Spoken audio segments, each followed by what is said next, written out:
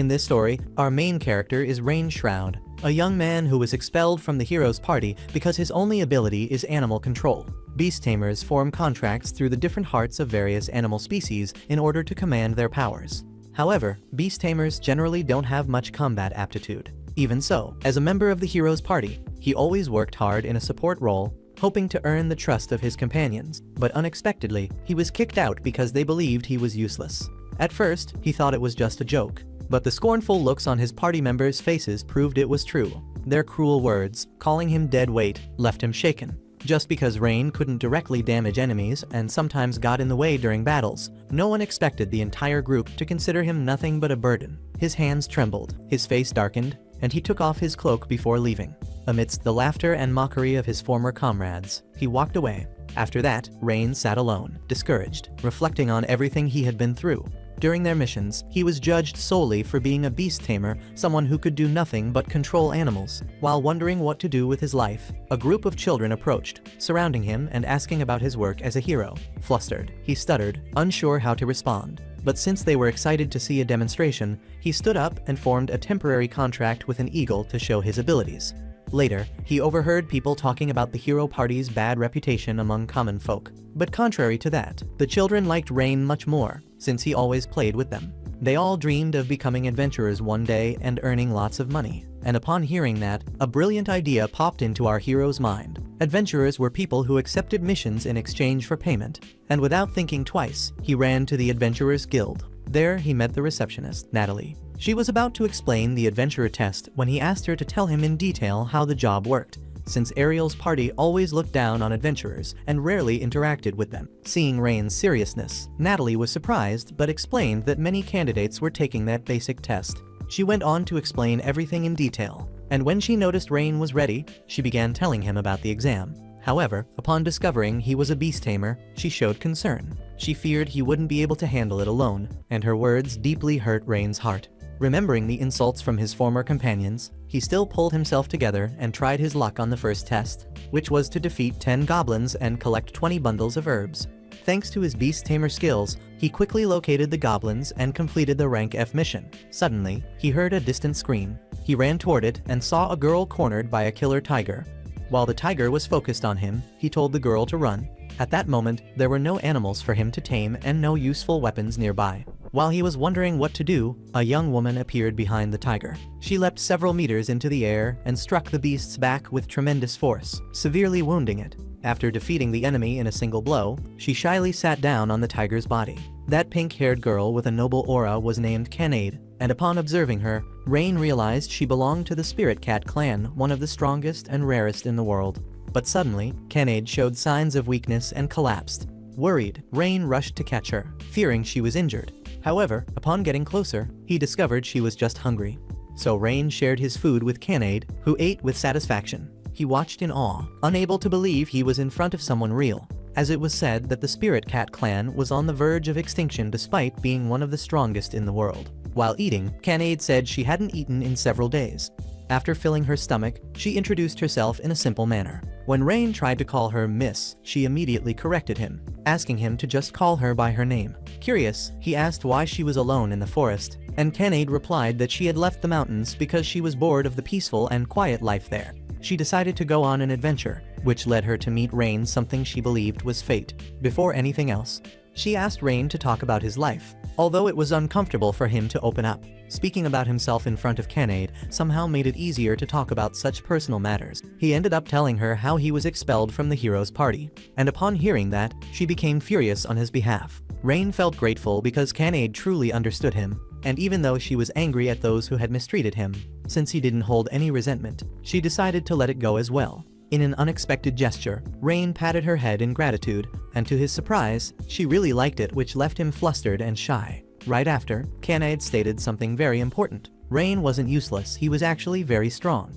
His skills as a beast tamer were extraordinary, and just by looking at him, Canade felt an energy that connected her to him. She believed that if he could command her, he would be capable of commanding the entire Spirit Cat clan as well. But instead of seeing that as power, Rain simply wished to become closer to Canade. So he bit his finger to draw a little blood to create a contract. To complete it, Canade had to say her name freely, and surprising him, she said it happily, accepting the contract. A red circle appeared on her hand, confirming the bond between them. They shook hands as a sign of partnership, and before returning to town, they needed to finish the test mission. During the gathering, Canade showed jealousy when she saw Rain forming temporary contracts with cute rabbits to help him.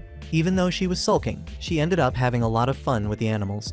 While Rain was working, Canade grew irritated by how oblivious he was. Still, in no time, he completed the task and passed the test. At the guild, Natalie handed him his rank F adventurer card along with the reward of 50 copper coins. She said that if he were promoted, the rewards would be even higher, and with his quick performance, it wouldn't take long. Rain told everything to Canade, who was happy and supported him. But soon an annoying man approached. The moment he realized Canade belonged to the rare Spirit Cat clan, he showed interest and tried to invite her. Canade replied coldly, which only made the man more excited, and he began belittling Rain in front of her, which made her very angry. Canade didn't hesitate to proclaim loudly for everyone to hear that Rain was her master. The man mocked the situation, saying no one could control such a powerful clan. Filled with envy, he challenged Rain, betting Canade as the prize. Even knowing the risks, Rain accepted, because he knew that man would keep bothering her otherwise. The fight began, but within seconds the opponent was defeated easily without even understanding what had happened. With a broken arm, he started screaming in pain, and Natalie, hearing the commotion, appeared and recognized him as the same troublemaker who had been causing issues in the guild for a long time. She apologized to Rain for what happened and mentioned that the guild was considering revoking that man's adventurer status. He still tried to grab Natalie's skirt, but she took him down without hesitation. Then, in a lighter tone, she questioned how Rain had managed to form a contract with one of the strongest beasts in the world during the test. The interrogation embarrassed both Rain and Canade, and they apologized, but Natalie laughed and said she was just joking before saying goodbye. Later, Rain reflected on how he had won that fight so easily. Then, Natalie explained that by forming a contract with Canade, he had also received the power of the Spirit Cat clan. That surprised him, as in his hometown, no one had ever heard of someone forming a contract with such a powerful race. Natalie was very happy, since he had protected her, which made Rain blush and grow flustered. Soon after, the two of them set off to take on another mission, and Natalie imagined adventurers using big swords or rescuing princesses. But she soon discovered that rank F work was just herb collecting. Rain explained that since he was still a low rank, he could only take on such tasks. Even so, she eagerly helped him, but to her surprise, the rabbits he had temporarily contracted had already finished the gathering before they arrived. Natalie was confused and accused them of cheating, feeling frustrated because she couldn't do anything for Rain despite being his partner. At that moment, they heard screams in the distance and ran toward the sound, where they saw a group of huge men surrounding and harassing an old man. Natalie recognized them as members of the Ebony Fang band. They were a cruel group with more than 100 members, known for their heinous crimes and considered extremely dangerous enemies. She suggested calling for reinforcements, but Rain said there was no time and they needed to act right there. Proud of his courage, Natalie agreed, and Rain asked her to protect the old man while he handled the others. Then they charged forward together like lightning, taking down the bandits one by one. During the fight, Natalie thought about how Rain always put himself in front to protect her, even after inheriting the power of her clan. As his partner, she believed she should be fighting on the front lines, yet she couldn't help but admire his resolve. Every time she saw Rain in battle stance, she couldn't take her eyes off him and her heart raced. After dealing with the bandits, Rain was surprised to see Canade's face as red as a tomato. She tried to change the subject quickly, and the old merchant also came over to thank them both. Rain asked why a merchant like him didn't have guards, but the old man said he had hired one except when trouble appeared. He ran away. Even so, after being saved, the old man reminded Rain that the Ebony Fang members would return to avenge their comrades and advised him to be careful. Assuming Rain would be frightened and flee, unexpectedly, he demanded that Rain go to the criminals' hideout and capture them all, since he knew those bandits were violent and vengeful, and if they weren't dealt with now, the city's merchants would just become their next victims. Rain found out where the hideout was thanks to a small squirrel, while Canade was feeling disappointed in herself. Even as his familiar, she hadn't been able to do anything. But afterward, she cheered up again and asked what Rain's plan was. His plan was to use bees under a temporary contract, since their paralyzing venom would help him incapacitate the guards. Canade was shocked bees were insects, so how could he control them? Rain explained that in his hometown, he had also trained to tame insects. Hearing that, Canade was filled with admiration for his talents. Every time his abilities were mentioned, it was always something surprising. Rain then asked Canade to help by returning to the city to call for reinforcements, which surprised her again, because he had never asked her to do such a task before. But she agreed, eager to return with adventurers and members of the Night Order. They were an organization maintained by the government, responsible for keeping peace throughout the country by protecting villages and people. As soon as Canade left, the bees gathered around him, and Rain began using his temporary contract to control them. Meanwhile, Leanne and Mina's group was running desperately to escape from bandits. They just wanted to earn a bit of money before heading to conquer the Lost Forest. They had accepted a mission they couldn't afford to fail. And if they had known it would be such a mess, they would have asked Arius or Agath for help, which would have been much better. By the way, Arius and Agath, in case you don't know, were part of Rain's former hero group that had expelled him, thinking he was too weak and all that. Anyway, moving on. Frustrated, Leanne complained about the beast tamer who was with them but had run away earlier. He had said he was just a tamer and wasn't suited for combat. Speaking of that, Leanne mentioned Rain, saying that although he was useless, he at least knew how to fight on the front lines and could tame many animals at once. The tamer was shocked to hear of someone controlling many animals simultaneously, because normally, tamers like him could barely handle 2, let alone 10. If they tried to command too many, their nerves would fry under the strain. Even so, Leanne doubted it, since Rain could control dozens of animals without even changing his expression. In the end, Leanne decided to dump the failed mission entirely on him to protect the hero team's reputation. She threatened the other tamer, making him flee in fear. Although she didn't fully believe it, Mina felt that what that guy had said before sounded a lot like Rain. However, Leanne refused to believe Rain could have superior abilities. Meanwhile, we see several bandits completely paralyzed by the bees, unable to move, and Canade returned with people to help just in time. But they were only adventurers like him, not members of the Night Order. Even so, the adventurers there were shocked after seeing Rain take on all the Ebony Fangs. Everything was going well until suddenly, a loud roar came from behind the door. It was the Demon Lizard King, a rank sea creature that the bandits had tamed earlier. The Lizard King began attacking wildly, using its tail to launch everyone into the air. Rain jumped and landed a punch on it, and right after that, Canade struck its jaw. Rain told everyone to get out while he and Canade stayed behind to fight.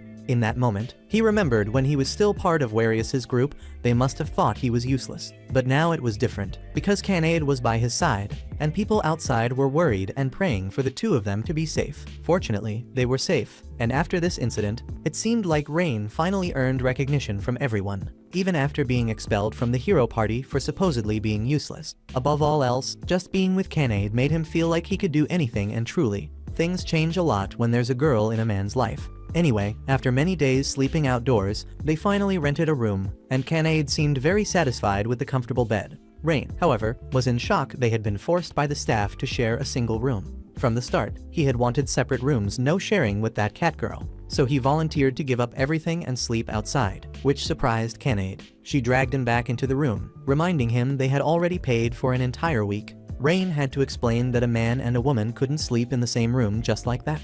At first, Canade denied it, saying she wouldn't mind sharing a room with Rain, but then she turned completely red, flustered, and shyly said it was fine as long as he didn't do anything inappropriate to her. So Rain gave her a whole lecture about life principles, reminding her not to trust anyone, not even him, since they had just met and knew nothing about each other. When he finished, Canade insisted that she didn't trust everyone the way she trusted Rain, because others weren't like him. From the moment she met him, she already saw him as a companion. Hearing that, Rain got a little embarrassed and ended up smiling. He agreed with Canade and decided he wouldn't sleep outside anymore.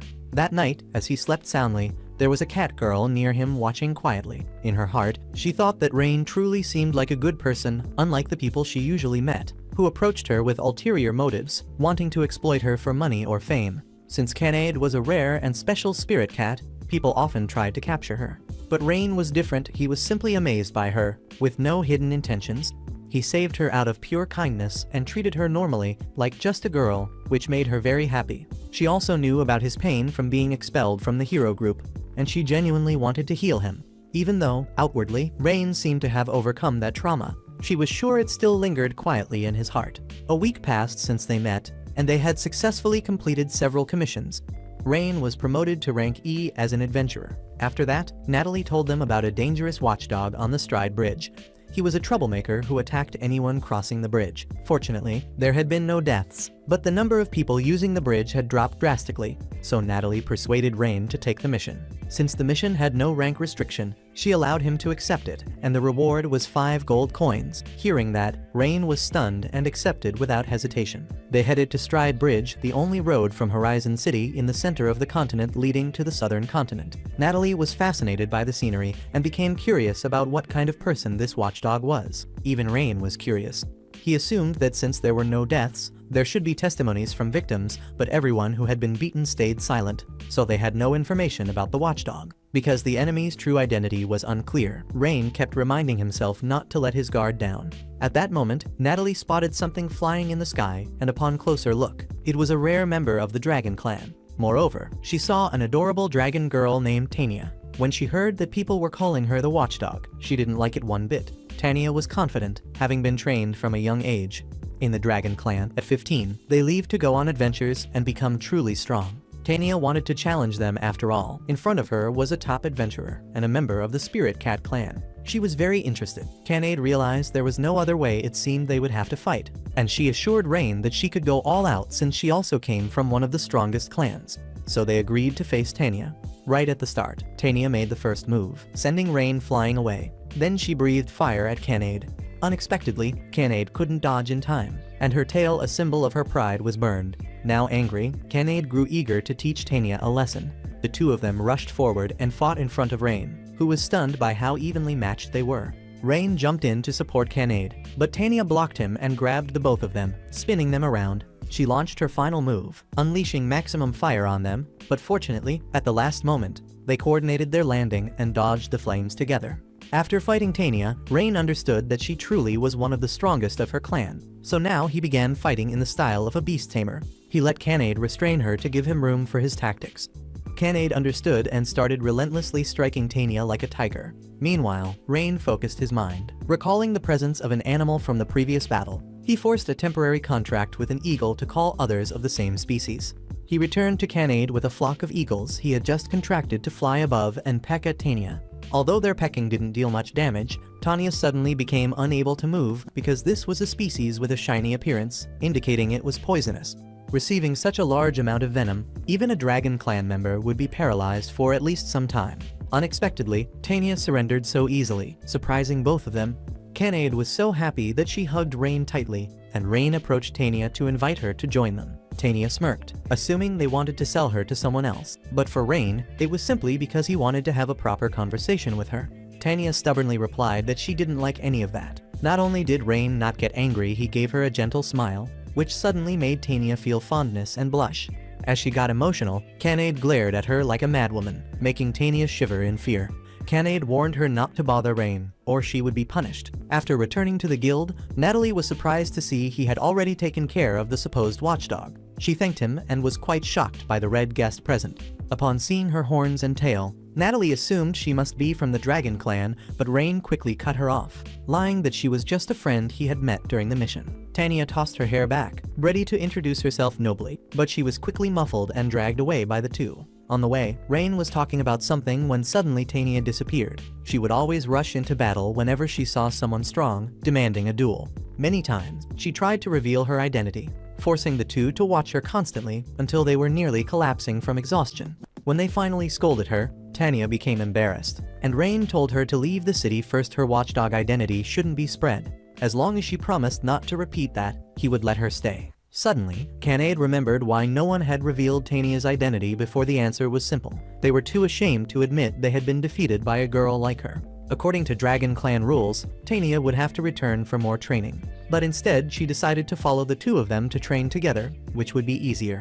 After that, she wrapped her arms around Rain's neck and confessed that she liked him, making Canade's fur stand on end from rage and jealousy. Tania even tried to form a contract with him, and even though Rain had hoped to make contracts not only with the Cat Clan, but also the Dragon Clan, after forming the contract, a red circle appeared on Tania's hand. Now she understood the sensation of being commanded, as if she were constantly connected to Rain at all times. Rain, meanwhile, felt like he had just used up all the luck in his life. Meanwhile, Arios and his group were struggling, wandering through the forest for a week without achieving anything. Suddenly, Arios came up with an idea. They would lure Rain back to help the group, and after conquering the lost forest, they would discard him again. Meanwhile, Canade and Tania were fighting for space on the bed, while Rain was sleeping peacefully on the floor, ignoring the entire world. Finally, Tania officially joined Rain's team, and this time, the assigned mission was to exterminate slimes. Slimes were monsters that many adventurers ignored, which allowed them to multiply and cause many problems by destroying crops. It seemed Canade didn't like slimes at all, because whenever she punched one, her hands would get all sticky and gooey. Upon hearing that, Tania proudly said she would use her fireballs to quickly defeat them all. Seeing that, Canade looked at Tania with great admiration since someone had taken on the burden of defeating the slimes. Their joy greatly relieved Rain, as he had feared they wouldn't get along. After searching for a while and not finding any slimes, Rain used his assimilation to track them, moving part of his soul into a bird and taking control of its consciousness. That way, he could freely control the bird that was assimilation, one of the beast tamer's abilities. The two girls were so shocked they stood there with their mouths open, not expecting Rain to be capable of something like that. He flew until he found the slime nest and asked the two to protect his body. Soon after, he led them to the slime's breeding ground, and Canade wanted to finish the job quickly and efficiently. But Tania thought it would be better to let Rain train his magic, and when they asked him, he replied that he had already practiced fireballs alongside basic healing. Hearing that, Tania insisted that he try using fire magic on the slimes. Rain said his power wasn't strong enough to handle all those green monsters. But even so, he decided to focus and cast his fireball. Unexpectedly, his power was abnormally strong, wiping out all the slimes at once. Tania explained that this happened because he had formed a contract with the Dragon Clan, and the Dragon Clan's magic power was considered the second greatest among the strongest clans. So now, within Rain, there existed the power of a Dragon Clan member. Upon hearing that, Rain almost fainted because now he possessed the power of two of the strongest clans, something hard to keep up with. After that, Tania and Canade began training Rain's magic together, and no one expected this Dragon Master to be so strict, leaving him exhausted and breathless. But thanks to that, he almost completely learned how to control magic. After receiving the payment from the guild and leaving, Rain took both of them out to eat until they were satisfied. But this time, he was the one left speechless because their eating capacity was so massive that not even a millionaire could afford it. After the meal, Tania asked Rain where he had learned taming. Rain thought it wasn't a very interesting story, but he told it anyway. He said he learned beast taming in his homeland, a village made up of beast tamers. His parents were also tamers, so naturally, he learned it from birth. Even the insect taming ability he showed earlier had been taught by people from the village. Although it was a small, nameless village, it had been a good place, but it no longer existed. Hearing that, Tania felt a bit sad and guilty for bringing up Rain's painful past. But both she and Canade wanted him to tell them everything so they could understand him better. At first, Rain hesitated, but then he thought that after all, they were his companions, so he agreed to tell his past. When he was 12 years old, his parents were busy and couldn't supervise his training. So he trained practically alone at the edge of the village and continued until sunset. When night fell, he noticed that even though it was dark, the sky remained red, feeling that something was very wrong. He ran back to the village as fast as he could, but when he arrived, it was already too late. The village was in flames due to a monster attack, and the only survivor was him. After adventurers noticed the disaster, they rescued him. Since then, Rain lived and worked at the inn of an acquaintance of the adventurer who had saved him, just surviving, but always trying. Life continued like that until half a year ago when he met Arius's group. By chance, they were recruiting new members and invited him. Rain accepted immediately, thinking that if he joined the hero party, he might be useful and prevent tragedies like the one that happened to his homeland. But no, reality showed the opposite. Arius's group only saw him as a convenient tool. That memory made Rain fall into sorrow again. But suddenly, Canade held his hand and comforted him, saying that he was a brave hero who always threw himself into danger and worked hard for others. They understood that he wanted to become someone's strength so that no one else would suffer what he had suffered. So they reassured him, saying he was not useless. Even Tania, though annoyed by his recklessness, felt proud to have a master like him. The next day, they accepted another mission, this time to subjugate orcs. It was a ranked mission, not much different from goblins. But orcs were more intelligent and knew how to use weapons. Although Rain always reminded the two not to underestimate orcs. For someone noble like Tania, there was no chance of losing to them. But unexpectedly, during battle, Tania was caught off guard and almost captured twice. Fortunately, Rain and Canade arrived in time to save her, though Rain ended up slightly injured. Luckily, he knew how to use healing magic, so everything was fine. Tania, however, felt guilty and worried for him, blaming herself. After collecting the mission items, they returned to the guild. When everything was done, Rain noticed Canade seemed down. and when he asked, she said Tania didn't seem well and had gone off alone. Tania was sad on the bridge when she came across a little girl who asked who she had defeated that day. Concerned in case Tania was hurt, the girl advised her to speak up if she had any wounds and receiving that comfort. Tania felt a little more optimistic and remembered that Rain also cared about her, but she had ignored that out of arrogance, thinking that being from a stronger clan was enough. That made her unable to face him, and suddenly Rain appeared before her, making her nervous. She lowered her head to apologize for what had happened as tears fell. Rain gently patted her head and smiled. He advised her, saying Canade was worried too. Back at the inn, Tania realized he wasn't angry, but rather afraid that something had happened to her, and on top of that, he even gave up the bed for her. At that moment, Tania realized she couldn't get Rain's face out of her mind, and she needed to adjust her feelings so she wouldn't be so vulnerable. The next day, they set off for another mission, and Tania thought it was time to adjust their equipment. For her and Canade, that wasn't a problem since they were from powerful clans, but for Rain, who was just human, it was different. They were enjoying themselves when Rain froze because right in front of them appeared Arios's group. They were walking casually when they crossed paths with Arios's party, who came to greet them. Just seeing their faces irritated Rain, and he led the two girls away, changing his path. Even so, shameless as ever, Arios called him back and asked why he was being so cold. He then spoke in a fake friendly tone, mentioning their past as companions, saying they regretted seeing their master mistreated. Canade and Tania stepped forward firmly to protect Rain, and the group was shocked to see his side with two members from powerful clans. They couldn't believe Rain could command members of the strongest clans, and afterward they invited Rain again to help conquer the Lost Forest. They said that since he could control all animals, exploring the forest or carrying their luggage would be as easy as turning his hand. Those indifferent words made Rain extremely angry. They had expelled him before, and now had the audacity to ask him to carry their burden for them.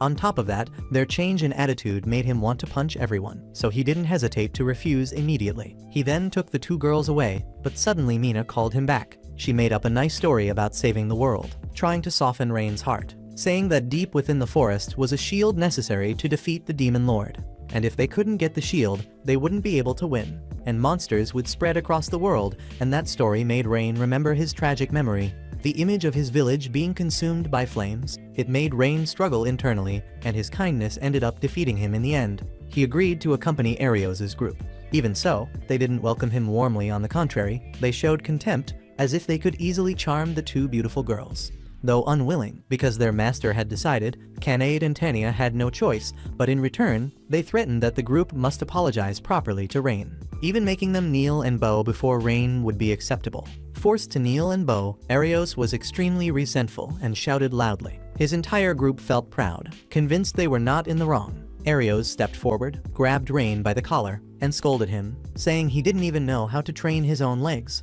Rain, visibly irritated, heard Canade and Tania being called pets. Hearing his companions being insulted pushed him over the edge, and he punched Arios to the ground. Rain's eyes turned terrifying, his expression filled with pure hatred for everything he had gone through. He threatened everyone not to lay a hand on his companions. Even so, Arios stood up and provoked him, challenging him to a direct fight to see which group was stronger. The two girls would handle the other members while Arios and Rain fought one-on-one. The first fight was between Agath and Canade. She was extremely angry, wanting to defeat him and force him to apologize to Rain for everything he had done. Canade charged like a storm, leaving Agath barely able to block. He unleashed his fire blade technique, but unexpectedly she struck him with a kick, freezing him in place.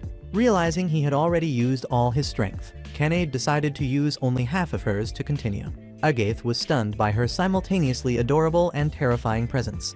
His hands and feet trembled when he heard her say she was only using half her power, and without saying much more, Canade lunged and delivered a kick that made him bleed. He was hurled straight into a tree. Meanwhile, Tania took on Minnie and Leanne. With just a snap of her fingers, she neutralized both of their magic, and seeing their shocked faces, Tania laughed. The two tried again to combine their magic against her, but once again it was nullified with a simple snap. Their spells had no effect on Tania. Unable to fight, they resorted to insulting her body, calling her a lizard, and launched a series of attacks, but every time, Tania just snapped her fingers and dispelled their magic. After repeating this several times, the two completely lost their fighting spirit and collapsed before her. Although Tania didn't enjoy humiliating the weak, because they had insulted her master, she found it necessary to teach them a lesson about real magic. The sky began to darken with storm clouds, terrifying Nenah and Leanne. who thought Tania would obliterate them, but unexpectedly, she was only scaring them until they were on the verge of fainting. Tania didn't actually harm them because she feared Rain would be disappointed, so she let them go. Meanwhile, since the start of the battle, Arios had been insulting Rain, but Rain didn't get angry. He simply attacked directly, and thus their duel began. Rain acknowledged that he was indeed facing a hero and admitted Arios' skill with the sword, but quickly switched back to beast taming style. His attack power came both from his contract with Canade and his training to read an opponent's movements. Rain attentively observed Arios' fighting patterns, counting the steps he took when swinging his sword and noticing his subtle distraction tactics. With that, he could predict Arios' actions to a certain extent, and each of Rain's attacks carried the power of 2 clans. If he fought seriously, Arios would certainly lose, so Rain advised him to surrender. But Arios refused, staying stubborn, so Rain used his B technique to paralyze him, forcing Arios to accept defeat. Even then, Rain still held bitterness for Arios having insulted his companions, calling them mere pets. Arios had lost, and in cowardice, tried to rekindle their old bonds, but Rain was no longer naive enough to fall for it. He raised his fist and punched Arios. Luckily, he held back, or Arios would have died. At that moment, Canade and Tania arrived and ran into Rain's arms, and the 3 of them then headed into the Lost Forest together. The place was really damp and gloomy, and Tania even considered burning down the entire forest at once, but Rain stopped her, since many animals lived there. Rain wondered if there really was a shield in there. Even if there was, only heroes would be able to use it. Looking at the map Arios' group had drawn, he realized it was useless. The place had changed and expanded quickly. Remembering how Tania had scared the group earlier, Rain even felt more relaxed. Arios began sharing information, saying that the group in the deepest part of the Lost Forest possessed the Shield of Truth, the indispensable weapon needed to defeat the Demon Lord. Even while sharing this information, that shameless guy still acted proud and showed no remorse, so he was scolded by Canade. And with just a touch from Rain, the 2 lost their strength. Canade and Tania felt that the group didn't deserve Rain's help, and Tania even considered defeating the Demon Lord by herself if necessary. Noticing their concern, Rain gently patted both of their heads to reassure them, saying everything would be fine. He then summoned a bird and planned to assimilate with it, as before, to explore the forest. Canade and Tania stood guard to protect his body, and from the sky Rain discovered a hidden path. Although narrow, it seemed to lead deeper into the forest, so he returned to guide the 2. However, no matter how much they walked, they kept ending up back at the starting point. This left them frustrated, and Canade thought they were simply on the wrong path, but Rain, who had followed the birds, didn't think that made sense. If only he were getting lost, that would be normal, but all of them together wouldn't lose their way like that. Even Tania agreed, believing there must be some trick in the forest. So she created a magic circle and teleported the 3 of them to where they needed to go. She was right in deducing that there was an illusion spell placed over the central forest that caused them to get lost. After hearing the explanation, Canade was stunned, and Tania assigned her the task of cutting down the tree. By removing it, they could proceed, but Rain wondered if there was another way to break the barrier without destroying the tree. Tania felt that the barrier was very strong, not impossible to break, but it would take a long time. Canade was about to strike the tree when she was startled by a voice coming from above, ordering them to leave. Out of the forest came a girl named Sora. Rain immediately recognized that she was from the fairy clan, just like Canade and Tania. She also came from one of the strongest clans of magic specialists, with power surpassing even the dragon clan. Over 200 years ago, the fairy clan had hidden themselves from humans. To them, humans who cut down trees were natural enemies, which led to conflicts. Since then, the fairy clan had isolated themselves in remote areas, harboring deep hatred for humans. Rain tried to greet her, but Sora directly ordered them to leave. She even considered eliminating them with her power, leaving everyone startled and backing away. The group was confused because she wasn't attacking. Usually the fairy clan was peaceful. To Rain, her sudden appearance seemed suspicious, likely connected to the barrier. Before he could finish his thoughts, Tania decided to move forward anyway. She would suppress the girl's magic while Canade cut the tree. This went against Rain's wishes, as he still wanted to negotiate with the girl. Both were shocked at his naivete, but eventually gave in to his kindness. When Sora saw that they had returned, she showed anger and tried to drive them away, ignoring Rain's words. She prepared magic to eliminate the group. The 2 girls felt the danger and were about to attack, but Rain stopped them. He believed he could endure the attacks because he was a beast tamer. As long as his heart was open, he could convey his emotions, and this surprised Sora. She didn't understand his actions and asked if he was really human. Afraid that he was like the humans who had destroyed her home, she hesitated, and Rain couldn't guarantee that he wasn't a bad human. but he pleaded for her to believe that he meant no harm. Even calm, Sora didn't yield and fired another magic arrow, but this time Canade and Tania managed to intercept it. They spoke up on Rain's behalf, saying he was not a bad person, and hearing that, Sora found it very strange. Finally, she agreed to sit and talk. Rain explained that he was searching for the Shield of Truth to help the hero group, but ended up trapped in the barrier, so Sora explained that the barrier had been created by her. She could not allow them to break it, because beyond it lay the fairy clan's village. She could not risk her companion's safety. Then Tania asked if what she was doing wasn't the same as protecting monsters. Sora replied that there was no Shield of Truth in that forest.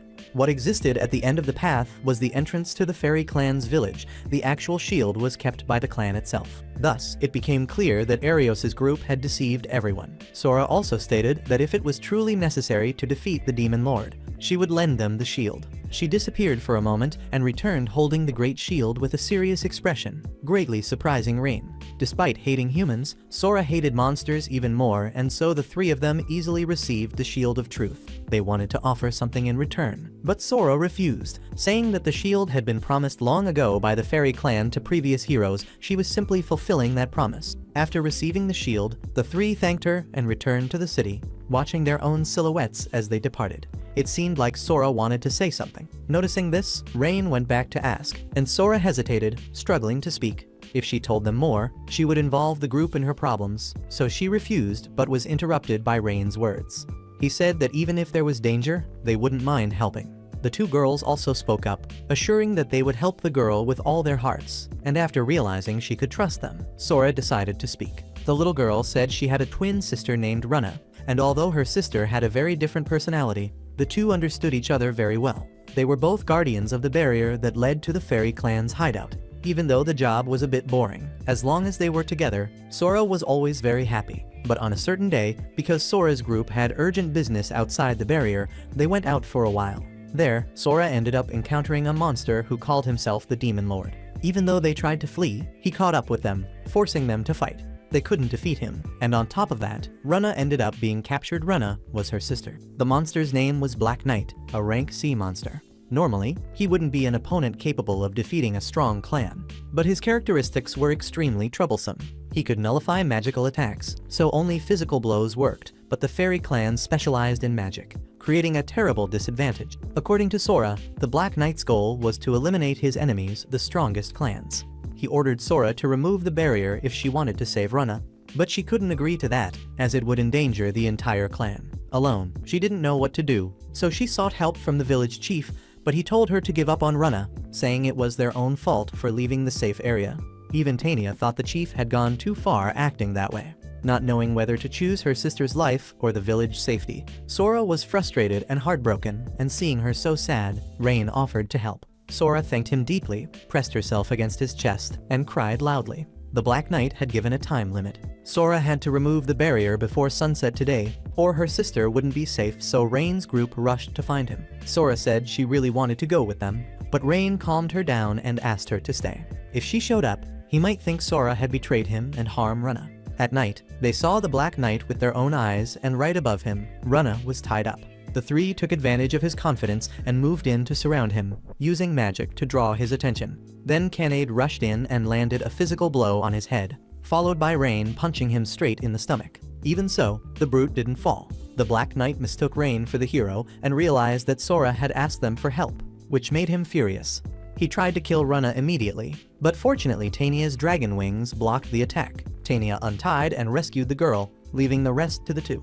Enraged, the Black Knight unleashed his techniques. In an instant, Rain deduced that he had been able to slip into the fairy clan's territory alone due to the monstrous power coming from the Demon Lord. Rain realized things were getting bad if it continued. The forest would be destroyed, so he tasked Canade with holding his movements while he put all his strength into one strike. Canade feared that even with all of that brute's power, Rain's punch wouldn't be enough, but she obeyed Rain's command anyway. While Rain focused on forming a temporary contract with the bees, he knew they couldn't paralyze the Black Knight, but they could distract him to create an opening for Canade to strike. Rain cast strengthening magic on Canade, making her power surge even more intensely, and just as he predicted, Canade's blow made the Black Knight vanish instantly. Canade was satisfied with the power Rain had granted her.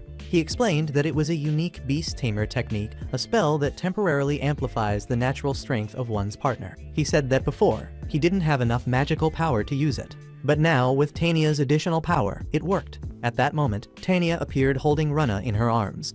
She was surprised because the strengthening magic was considered a lost technique, and yet Rain managed to use it. He scratched his head and said it just came out naturally as always. Everyone was overjoyed with their success, and the noise ended up waking Renah. The two sisters Sora and Renah were reunited. Sora thanked them deeply, saying that without Rain's group, Renah might have suffered terrible punishment. But those images were just Rain's imagination.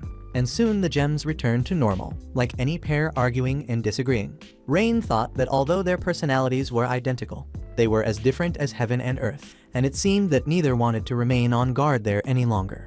And Sora did not want to live with people who intended to abandon their sister. They also wanted to see the world beyond the forest, and upon hearing this, Canade invited the two to join Rain's group. Tania did not object, and Rain grew concerned for the sisters, worried they might feel uncomfortable in a team of humans. But shy Sora reminded him that he himself had said that among humans there are both good and evil people, and she did not know what the others were like. But through Rain, she also wanted to venture out. Hearing the two speak this way, Rain felt pleased to welcome them, and the gems still insisted on forming a contract, like Canade and Tania. Rain found it very complicated because each species has a different structure, and he could use a basic taming method. But with the fairy clan, that was beyond his scope. It seemed like an impossible task, but he then executed contract magic to bind Sora and Renah at once. It ended up working, but with the exhaustion and power of one of the strongest clans, Rain became drained and collapsed. Fortunately, the two supported him, and seeing the scene, Canade and Tania grew jealous. With the mission completed, Rain personally went to Arius's group and raised the Shield of Truth, leaving everyone stunned and impressed by the feat. Arius held on to his resentment, and Rain achieved in 2 days what they had spent a week without success, even suspecting it might be fake. Rain did not argue, allowing them to verify, and the girl conducted a magical inspection of the shield, confirming it was 100% genuine. Although Arius was reluctant to believe, he soon noticed 2 new presences and grew curious. Rain stood at the forefront and told him not to worry about it, and fortunately, he had already asked Sora and Renah to hide their wings. If it were known that the fairy clan had left the human village, it would cause great shock, and then Rain demanded his payment. After confirming the mission's completion, he swore to himself that he would no longer get involved with that group, when suddenly Agath called Rain and asked if he wanted to return to the group. The statement made Arius furious, and he began reprimanding him. Agath asked everyone to think together, as the recent events clearly showed that Rain's support was necessary. They reflected, and no one opposed. So Agath called Rain and promised better remuneration and treatment, as well as welcoming him as an adventure companion. However, he still told Rain not to dwell on the past, which caused Rain to freeze, and it seemed they had changed nothing at all. Rain truly felt like a fool for having believed them before, and at that moment Canade's group appeared and calmed Rain's spirit. Canade extended her hand and said they were waiting for him, and seeing that Rain was about to refuse, Agath tried to persuade him. If he defeated the Demon Lord, he would gain status, fame, and a large sum of money. But for Rain, none of that mattered. He wanted true companions, and they remained the same as ever. What he had wanted from the beginning was already right there with him, and unable to recruit him. Arios's group resorted to resentment and insults.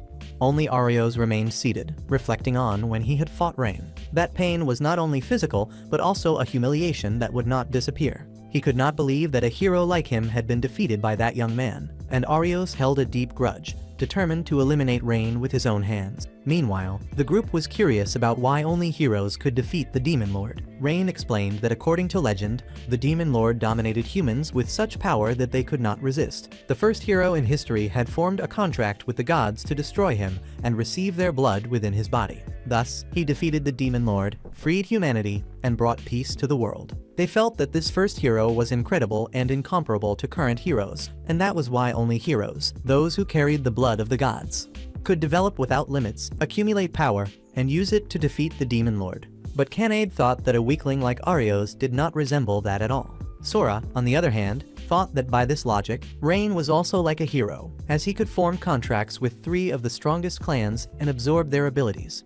This already exceeded many human limits. It was as if he had broken through the barrier to become a hero. Canade also believed that if Rain were to establish even more contracts with stronger clans and increase his power, he might have sufficient strength to destroy the Demon Lord. Upon hearing this, Rain felt confused. It was true that when he was on the hero's team, he had taken this goal as his motivation, but ever since he had been expelled, that dream had vanished, and now living with his current group, he was happy. Deep down, if he had the courage, he would also like to try fighting. But defeating the Demon Lord was different from performing ordinary missions, and this involved human lives. This made him insecure because he knew he had only reached this point thanks to the support of his companions. Even so, Rain thought that perhaps it was time to choose his own path. The next morning, he was awakened by a cloth thrown over his face, and later Rain's group gathered for breakfast. They discussed how he was becoming stronger after forming contracts with the sisters, Sora and Nenah. Rain also offered a hearty meal to everyone as payment for the mission from Arios' group.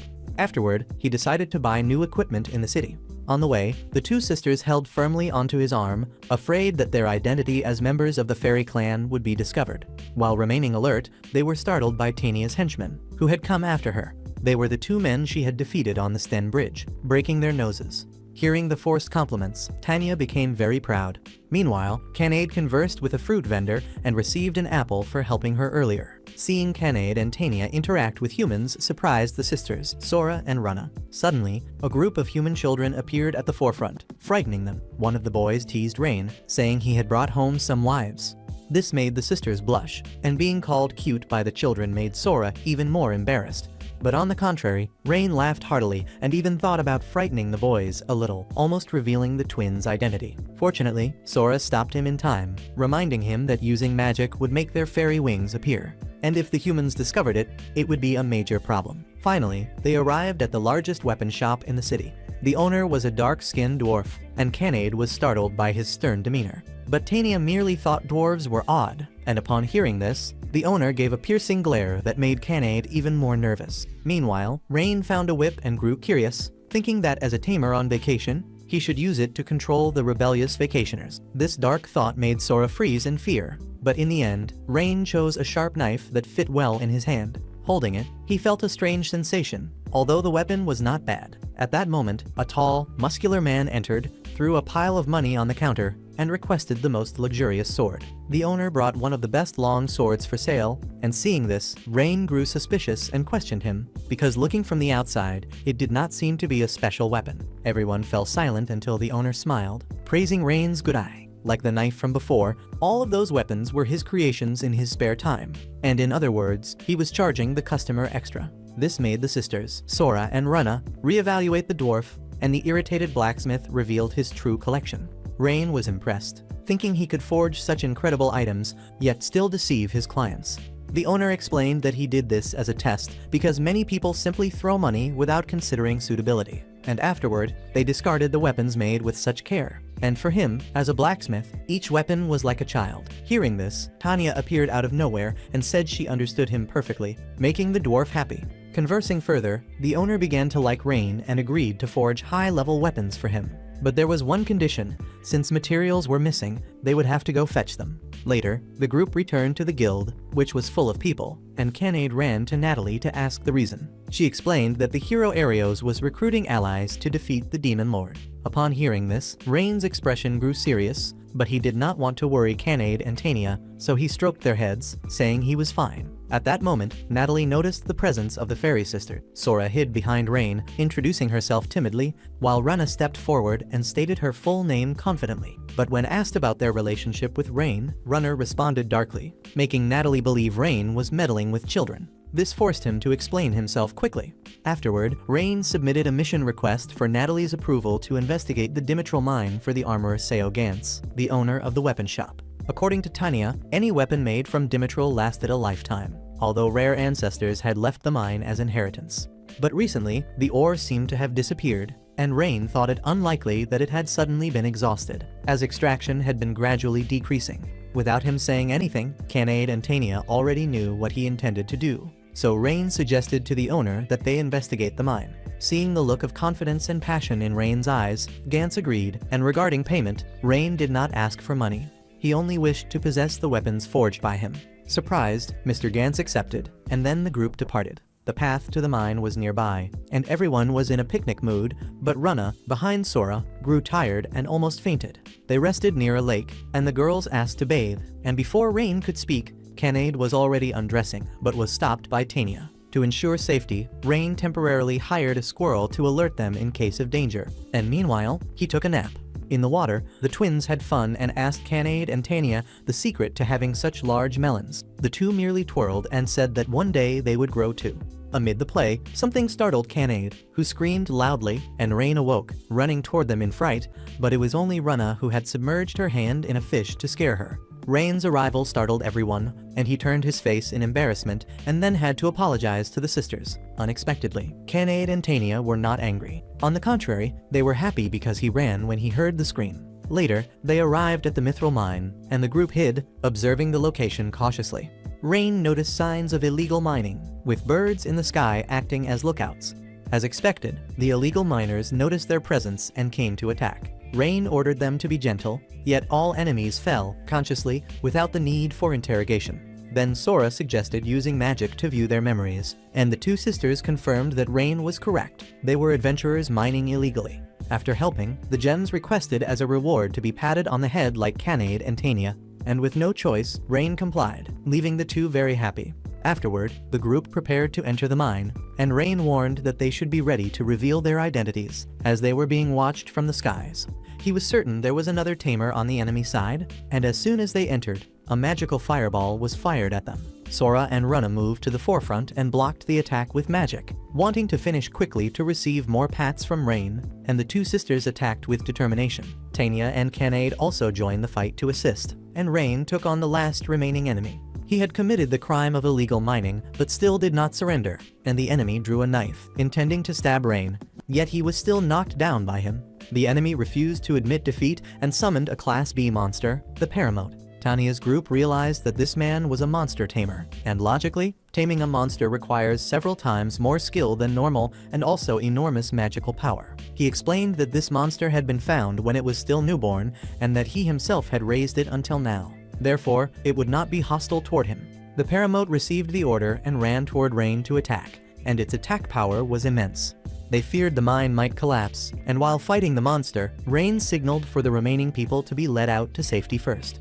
Outside, Tania would take care of them while Canade went in to assist Rain. He instructed Canade to neutralize that man for him while he would handle fighting the Paramote, as it was acting under the man's orders. To stop it, he needed to capture the man, which would be faster, and indeed, the Paramote attacked with force, but its blows were too simple. Now Rain clearly understood its movement patterns, so there was no longer any risk of being hit. However, if they did not resolve the situation quickly, the mine would not last long, and on the other side, Canade had already silenced the man. At that moment, Rain considered a method to defeat the monster, but was apprehensive about whether he could succeed. Fortunately, in its memories, words of encouragement from Canade echoed, which made him believe in himself to avoid disappointing anyone. Rain managed to tame the Paramote and bring it under his control, overriding the man's domination over it. Normally, stealing control from another monster tamer is impossible, but he thought that if he had the strength everyone claimed, perhaps it was possible. The man could not accept losing control over the Paramote and tried to force his own command on it to stimulate the creature's abilities. Unexpectedly, the man was attacked by Rain, and at the moment of danger, Rain stopped the Paramote in time, launching a fireball to bring him down. The man did not understand why he had failed, and Rain explained that between humans and monsters, even with domestication, hostility could never be completely eliminated, as the creature reacts to its owner's hostility and lost control. Therefore, Rain had to restrain it to keep it under control. And after hearing the story about the illegal mining group, he discovered that they all had something in common. They had bought weapons from Mr. Gantz, and those products were counterfeit, and when they discovered this, they planned to take revenge by stealing all the mithril, so he could no longer forge weapons. When Mr. Gantz was informed, he became very worried and also felt guilty for using dishonest tricks both with the clients and with the weapons. Rain did not argue and agreed with the blacksmith's disappointment, placing his hand on Gantz and advising him simply to correct the mistake. Since he knew that everyone makes mistakes, we just need to acknowledge them and fix them. And he advised him to put his full effort into each weapon he forged as before, and everything would be fine. Mr. Gantz, already advanced in age, was taught by a child but did not get angry and decided to try to change positively. To begin, Mr. Gantz said he would forge a weapon for Rain, and hearing this, he whispered to the blacksmith that he wanted it made according to his own design. They spoke in secret, which made Canade's group curious. Meanwhile, Irius's group was worried, recruiting more support members but could not find anyone satisfactory. When a monster tamer appeared to apply, since he could only command a single creature and did not even know how to fight, Irius rejected him immediately. He was confused when Irius asked if he could also command the strongest clan. For a human tamer, commanding the strongest clan was impossible, and when Irius eliminated the last candidate, he showed boredom and fatigue. The mind sensed that not only the previous man, but also the others who had participated in the selection had abilities that could serve for support roles. But Irius was not satisfied with anyone, and they were also compared to Rain, and he felt that if this continued, they would not be able to continue the journey, and the mission to defeat the Demon Lord would remain distant. It was then that she went to tell Irius that the selection criteria were too strict, but was rejected by him. It was precisely because the king was no longer there that anger turned against her. Although dissatisfied, the maiden endured firmly,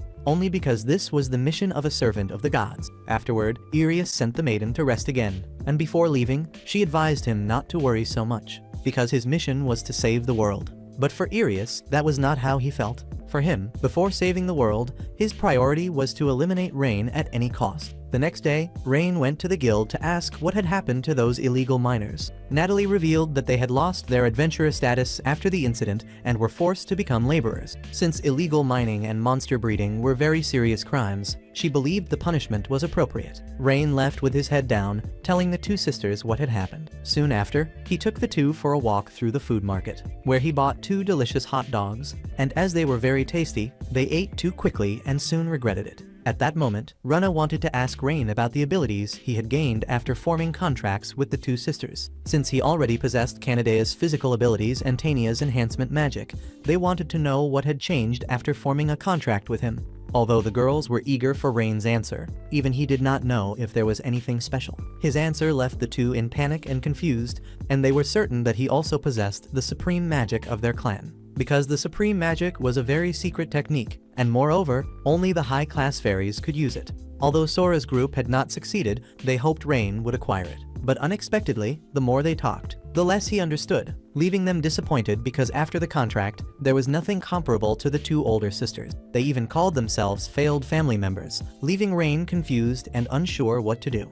Then he patted the heads of the two to comfort them, telling them not to be sad or blame themselves. They wondered why Rain trusted them so much. After all, they were people abandoned by the village and had suffered greatly. They felt he was different because, even with strong people by his side, he still needed them. Then Rain sat down to explain every detail and even shared about his sad past. He said he had learned from experience and wanted to build trust with the companions he wished to have by his side. This included Sora and Renah as companions even without the contract ability. After hearing this story, the two became excited and optimistic, which relieved Rain.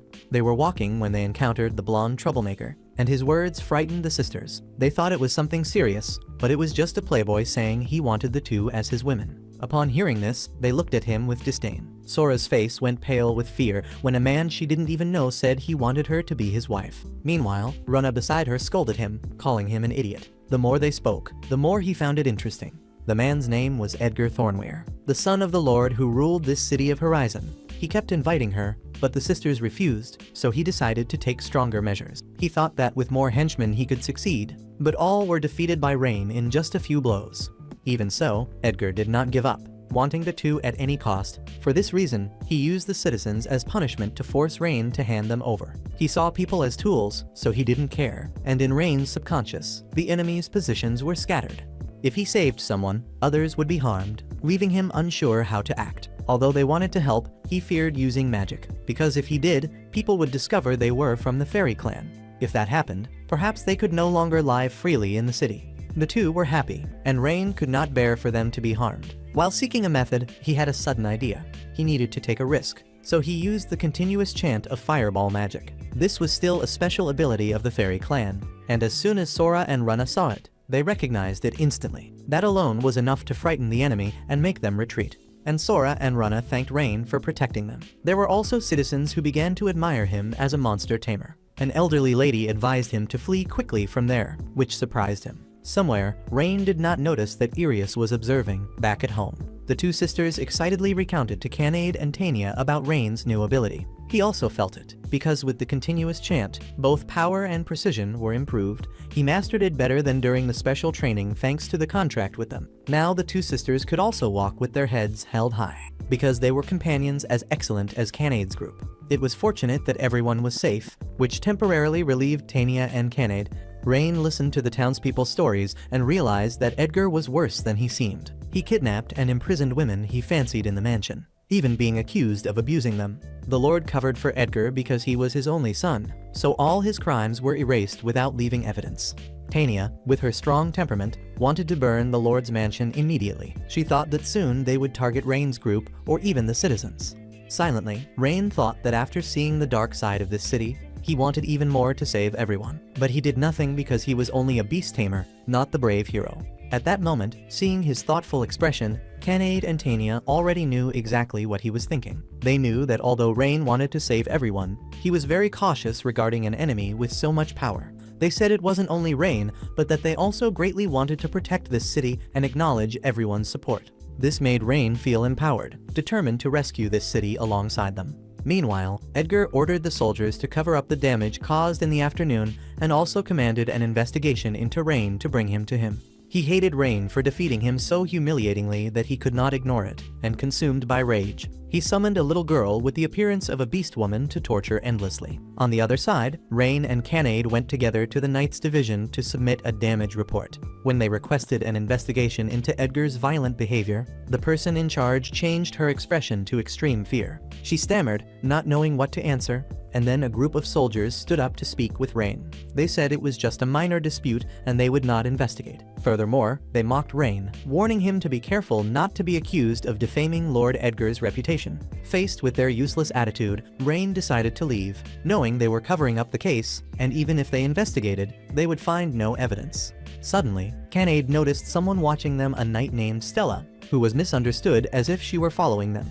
Then she lowered her head, apologizing, which surprised Rain greatly, as he did not expect a knight of such pride to bow before them. Stella was a knight serving as the vice captain of Horizon's Knight Squad. They were surprised because before saying anything, Stella expressed her thanks. She had heard of an adventure together with a young woman from the Spirit Cat clan who had destroyed the Ebony Fang criminal gang. Even she, as a knight, had never been able to accomplish anything. And for that reason, she truly wanted to report the Lord's group's crimes and expressed her desire to cooperate with Rain's group. Due to collusion with the Lord's group, the knights had neglected their duties and only indulged in debauchery, even covering up crimes committed by the Lord or his son, showing disdain for the people they were supposed to protect. The leading captain, Gillette, was the same, which is why Stella desperately wanted the Knight Squad to return to its true purpose.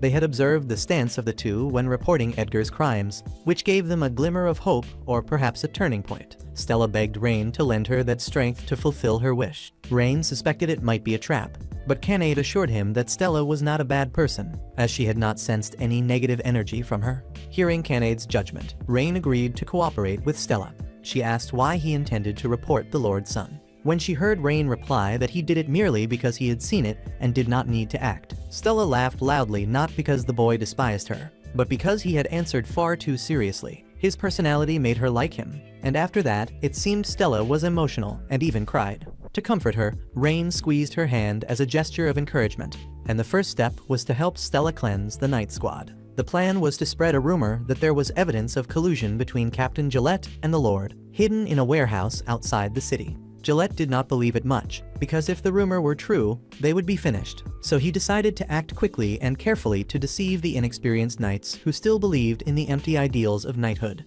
He ordered his soldiers to start the operation, but unexpectedly, when they entered, they were blocked by Sora and Runna's group. Inside the warehouse, Rain used the weapon he had just purchased from Mr. Kant's blacksmith shop. It was so good that it helped him attack with absolute precision, and he had reserved the final blow for Gillette.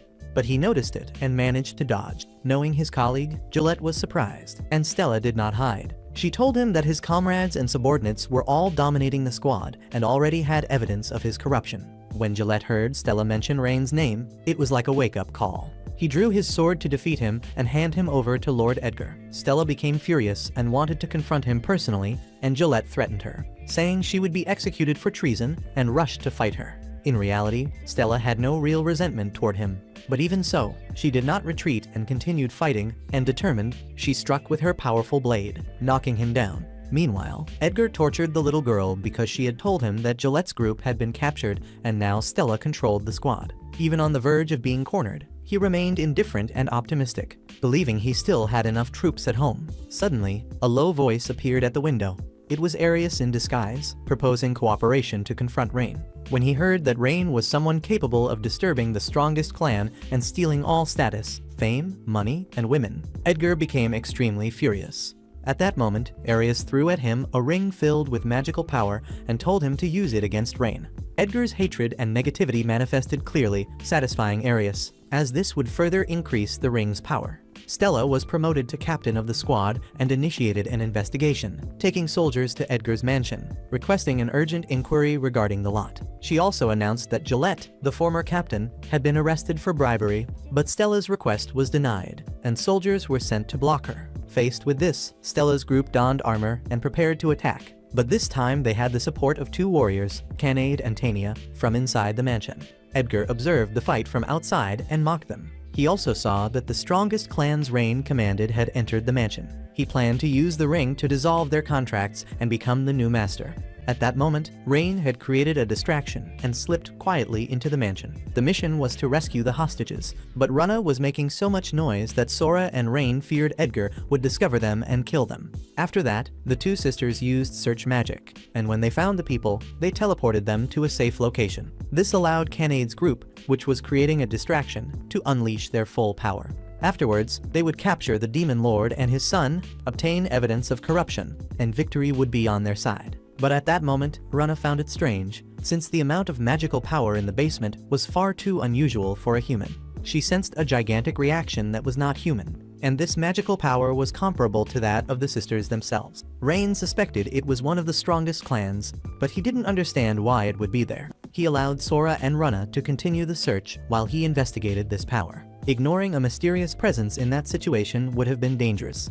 The two sisters were worried about Rain being alone since that magical power was comparable to theirs, but they fell silent when he stroked their heads, saying everything would be fine. Renah then stood up and said that if he didn't return safely, he would be punished with 10 head pats from them. Rain began his investigation and suspected a certain room, then entered. To his surprise, the room contained a reinforced steel cage, and inside, the prisoner appeared to be a three-tailed fox.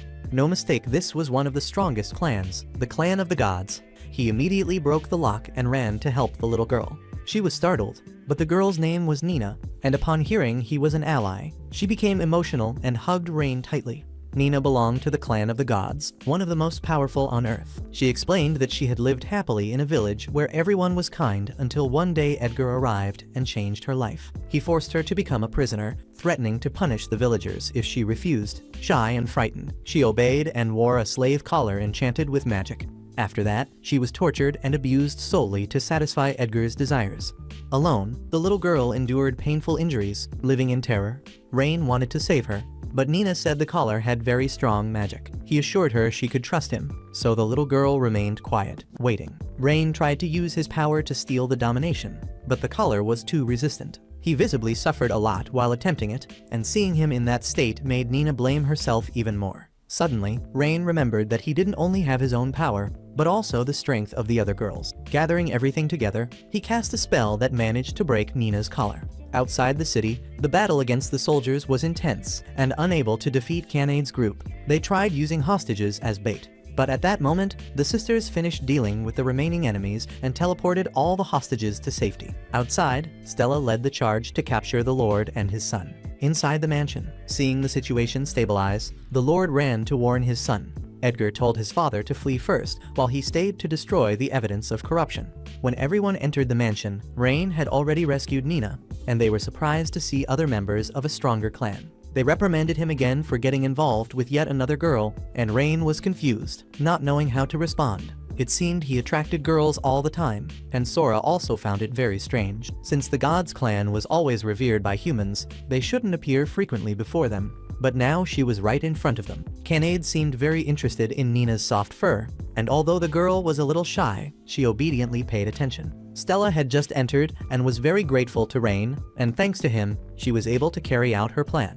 At that moment, while everyone was in the hall, they saw the Lord of Horizon attempting to escape, holding the briefcase in his hands. Rain used his weapon to shoot a rope and restrain him, and suddenly, Edgar unexpectedly ran outside and released the ring's deadly magic. This caused Rain, who was unprepared, to be struck by a fatal blow.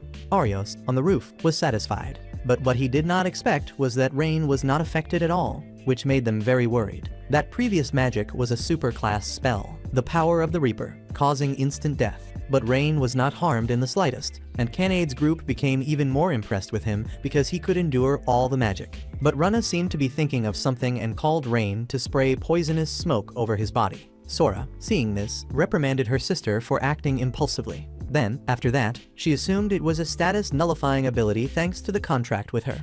That was why the poison also had no effect. Finally, she satisfied her curiosity and also discovered Rain's new ability. Sora was extremely upset since Renah had conducted an experiment on Rain without informing her. The noise from the two sisters made Nenah very frightened, and she trembled. From above, Edgar was very disappointed and could not believe he had failed. Indeed, as Arios had said, Rain would steal everything from his hands, increasing the hatred inside him and the power of that ring. This magic began to spread throughout Edgar's body and had a very unpleasant smell. The purple aura began to engulf Edgar and revived the demonic race once again. This was also what had destroyed Rain's childhood. The demon that had just revived was very interested. But since there were very few people there, he flew to the city to harm the citizens. Rain sensed that it wouldn't work, fearing that the residents would be injured. But when he returned, he saw his true companions waiting for him. He then asked Stella to take care of the citizens and Nenah. At that moment, Nenah grabbed Rain's sleeve, indicating that she also wanted to help. Rain knew that Nenah hated fighting, so he calmed her, saying she only needed to wait patiently for them. Rain's group ran into the city to contain the demon's behavior. When the demon heard Rain say he would defeat him, he laughed loudly and became interested in him. When he exposed a weakness, Canade and Tania attacked directly. Rain used a binding rope to distract him so the squirrel could prepare a spell and handle him elegantly. But in reality, their attacks seemed useless, even with 5 against 1. With Rain having 4 of the strongest clans, the demon requested permission to call more brothers to face them. He summoned many monsters he considered his servants, but to Canade's group, they were just minions. However, they did not expect the demon to be able to summon these monsters infinitely. Canade advanced fiercely to continue fighting, but was struck by the demon's attack and thrown to the ground. Tania, furious, unleashed her dragon breath to confront him, and meanwhile, the two sisters tended to Canade. But Tania's dragon breath seemed unable to withstand the demon's power, and she fainted right there. He began releasing movements that destroyed all the houses in the city, and Rain's group continuously cast spells to attack him again. Rain began improving multiple targeting on Canade and Tania, and both started running uncontrollably to attack him. But their punches did not affect him at all, and in addition, the demon summoned more creatures to surround Rain's group. He ended up leaving his subordinates behind and flew high into the sky with the intention of destroying the city of Horizon. Tania urgently exhaled dragon fire to try to stop him in time. And at that moment, Rain had a sudden thought and wanted to test something. Then Sora and Renah volunteered to support him, taking the citizens to a safe area using teleportation magic. They told him not to worry about revealing his identity because everyone had already been recognized when saved at the mansion. After planning, each group moved to their roles, and meanwhile, Arios' hero group was still debating whether to enter the battle or not. They had heard there was a demon, and demons were the vanguard of the demon lord. Arios refused their support, saying the enemy was a lord, so he would simply ignore him. The two wanted to complain about this, but hesitated in front of Arios. At the same time, Stella's army also entered the battle to protect the citizens. In parallel, the two sisters suddenly ran panting to them, making a request about the evacuation of the citizens. Upon hearing the request, Stella immediately agreed to help and went with her soldiers, leaving Nenah with Sora's group to protect her. Canade and Tania continued saving people from those monsters. Their mission was to clear the way so that the people could reach the sisters' teleportation magic. Humans, seeing the appearance of the fairy clan, which originally hated humans, could not trust them. They feared that jumping into that magic would be very dangerous, and at that moment, the sisters seemed sad. The owner of the hot dog stand they had eaten at earlier approached to ask. The man smiled happily and offered to enter the magic circle first. And after that, the girl they had found in the city also recognized them and spoke to them. There were also other people they had rescued, so everyone entered one by one. While fighting an endless flow of monsters, Canade and Tania were almost exhausted. But fortunately, the special group of adventurers that Tania had previously trained appeared. Not only them, but also a team of adventurers from Horizon, who also considered this mission special, had requested to support the king's group. At the moment, they were acting as knights, keeping the monsters attacking the city at bay because Arios' hero group had not appeared, and Natalie thought it would be a difficult battle. Even Mr. Gantz, the strongest weapons shop owner in the city, offered combat weapons to everyone. These were the unique weapons he had worked hard to create. and everyone decided to unite to protect the city safely and clear the way for the king's group to advance. Nenah, seeing everyone striving to protect one another, felt a surge of strength in her heart. Although the girl was afraid of getting hurt or hurting others, when she saw everyone giving their best to resist, she had a new thought. Canade suggested letting Tania transform into a dragon and fly high. But Tania could not do that because, in that form, she would have difficulty executing it. Even approaching, she would only be a target and could not reach him. And even with Sora's group's teleportation magic, it still would not be enough. But she knew there was someone with a more precise teleportation ability, the strongest clan, the Clan of the Gods. Without wasting time, Nenah ran to find Rain and hugged him. Upon seeing her, Canade and Tania remembered. They had heard that the Clan of the Gods had a special ability that other strong clans did not, the ability to manipulate time and space for instant teleportation. Rain also asked if the girl could help, and although Nenah was very shy, she agreed to lend her power.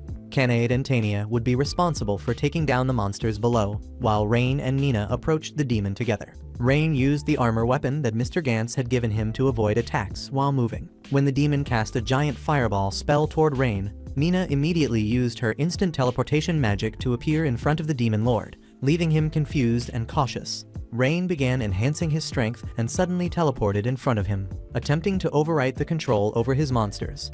The demon could not believe that a human like Rain could steal his dominion. When asked about Rain's identity, he merely smiled and introduced himself as just a normal beast tamer. The enraged demon broke Rain's binding magic circle and charged to attack. Unexpectedly, he was commanded by Rain to have his own monsters attack him instead, rendering him unable to resist and gradually disappearing into space.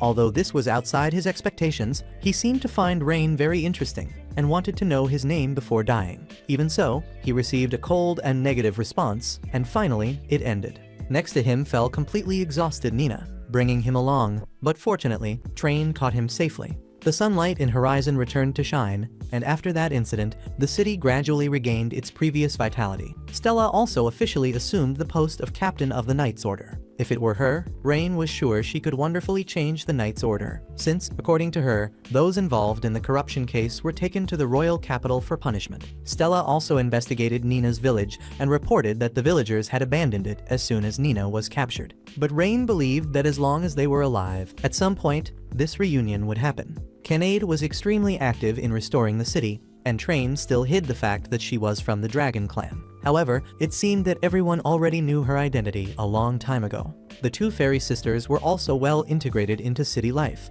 visiting the uncle's hot dog stand occasionally to eat snacks.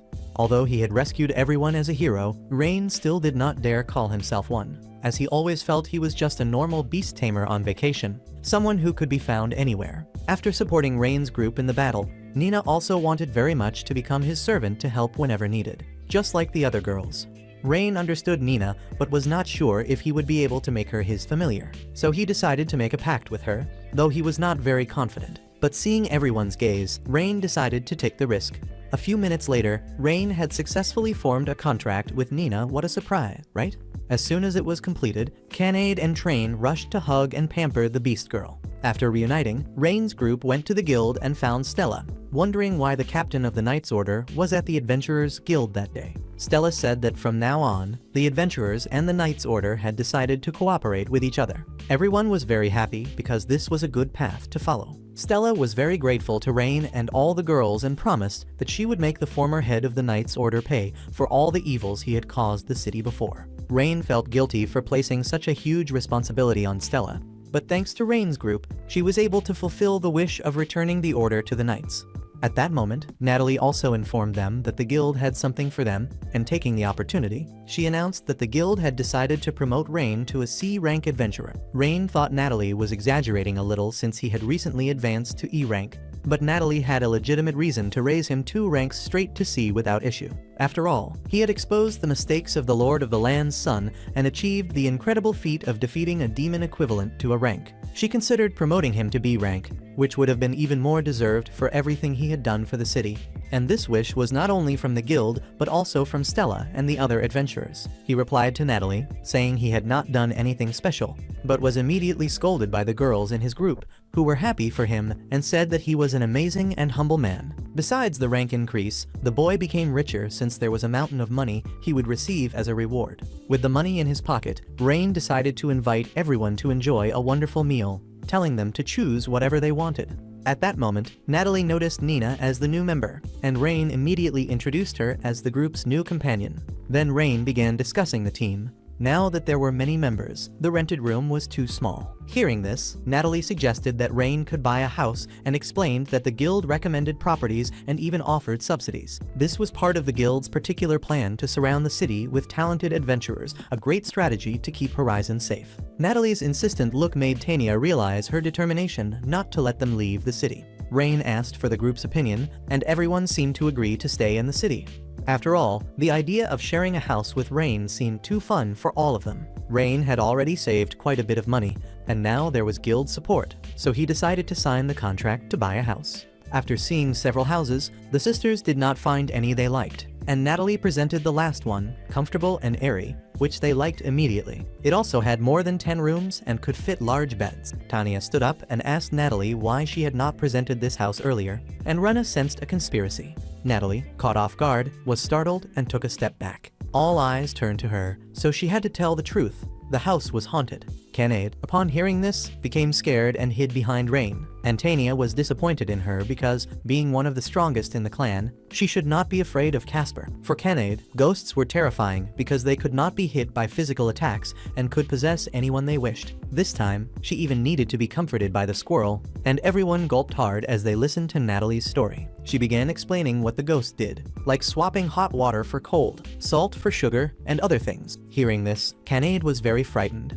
but Rain suggested investigating first before abandoning the house. They opened the door and entered. The house was dark, and Nenah sneezed, causing Canade to grab Tania's tail in fear. But it seemed the house was not truly haunted, as it was very clean, as if well cared for. Suddenly, tables and chairs began moving on their own, and a voice told them to leave. Canade, already afraid of ghosts, ran in panic, and in front of them appeared a woman in a maid uniform, expelling them. The two sisters cast magic to try to stop the ghost, but she continued appearing upside down on the ceiling. The sisters argued about what kind of magic to use, afraid of destroying the house. Hearing this, the ghost became scared, but still messed everything up to frighten the group. Tania realized the ghost did not know how to attack, and when they revealed this weakness, she became irritated. But noticing Canade was scared, the ghost tried to frighten her. The cat ran madly, and accidentally. Canade's claws tore the ghost's clothes, leaving her confused. Tania realized that the ghost's spiritual body could be hit, and since Canade's fear had reached its limit, now the ghost was the one who was scared. Canade went wild, biting and breaking things, scaring the ghost. Taking advantage of the moment, Sora and Renna cast sealing magic on the ceiling, preventing her escape. Rain tried to negotiate with the ghost, who attempted to possess his body but failed because he had sealed her teleportation. He remembered hearing stories about ghosts and soul takers and realized that this spirit had more personality than normal and might even be able to listen. The ghost tried to resist but was immobilized by Rain. Knowing she had lost, she surrendered. To her surprise, Rain wanted to shake her hand, which made her laugh and think he was strange. She introduced herself as Gina, who had worked as a maid in another city but had died 30 years ago, leaving her soul trapped. Tania asked how she had become a ghost, and Gina replied that her former master was a cruel and wicked man who mistreated her. By the time she realized it, she was already dead. Since she had lost to Rain's group, she accepted her fate, but Rain asked what Canade thought. Even though she was scared, Canade said that if they stayed together with everyone, maybe it would work out. Then Rain asked Tina for permission for them to live there together. She was surprised but agreed, since it was because of her that the house was inexpensive. Canade only asked that she not pass through walls, as it frightened her. The two fairy sisters, seeing that Tina was a maid, thought she would be a good cook and asked her to teach them. Everyone welcomed her, and she decided to stay in the house. After that, Rain officially signed the house contract. Natalie was surprised because he had even managed to make friends with a ghost. At the market, the hot dog vendor uncle encountered the group of daily heroes, and they tried to get food without paying, claiming to be heroes. The owner refused, saying he had no merchandise left, and when they insisted on their hero status, he got angry and scolded them for not helping Horizon while wanting privileges. Other merchants and citizens also criticized them, making Oreos furious. His hatred for Rain grew stronger and stronger. Meanwhile, Rain returned from the market with Canade, and suddenly she ran ahead and opened her mouth to welcome them back. That night, they held a housewarming party, and all the dishes were prepared by Huna, who had learned recipes from Tania. She said that from then on she would be responsible for the food, and there was so much that Nenah didn't even know where to start. Canade and Tania went wild to see who would grab the meat first. At that moment, Nenah received a lot of affection and became quiet. She then thanked Rain for making her feel no longer alone. Her words reminded Rain of the past, the day he lost everything. There had already been a huge emptiness in his heart.